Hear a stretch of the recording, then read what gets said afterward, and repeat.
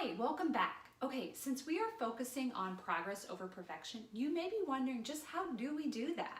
Well, the first thing is about doing just 1% better.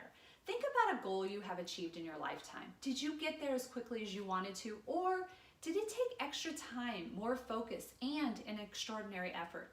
I want to ask you, when you didn't meet your goal by a certain timeline, did you just quit? Or did you see it through to the end? So a little about me. After high school, I wanted to go to college. No one in my family had ever been, and I was going to be the first one. Now, my family didn't have a lot of money, and they couldn't help out with things like tuition, living expenses, and books. So I had to work full time. Halfway through the semester, I was struggling. I could not make it to all of my classes, and my grades were suffering. And I knew that I had to adjust my expectation. So I switched to a community college, and I started going part-time in the evenings. Now, I wanted to quit so many times because of how long it was taking me to get through it, but I made the decision that I would not let a timetable define my successes. I decided to take one class at a time, and it took me many years to accomplish what typically takes about 4 years. But you know what? I was okay with that because I had finished. And if I had given up because it wasn't quick enough, then I would not be who I am today. Wherever you are with your health, just let go of being perfect. Let go of the need to meet your goal in a predetermined amount of time and just focus on progress. Focus on doing just 1% better than you did the day before. Now, 1% can be anything. You could add 5 more minutes to your workout. You can exchange an unhealthy but balanced meal for a healthy and balanced meal. It can be getting 5 more minutes of sleep each night. So when we create small changes throughout our day, those little 1% changes, then we can build on these and create a big impact on our health and our mindset.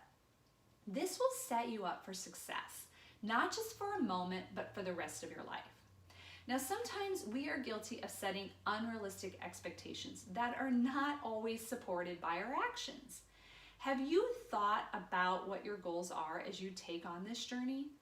I want you to ask yourself, is it a realistic expectation?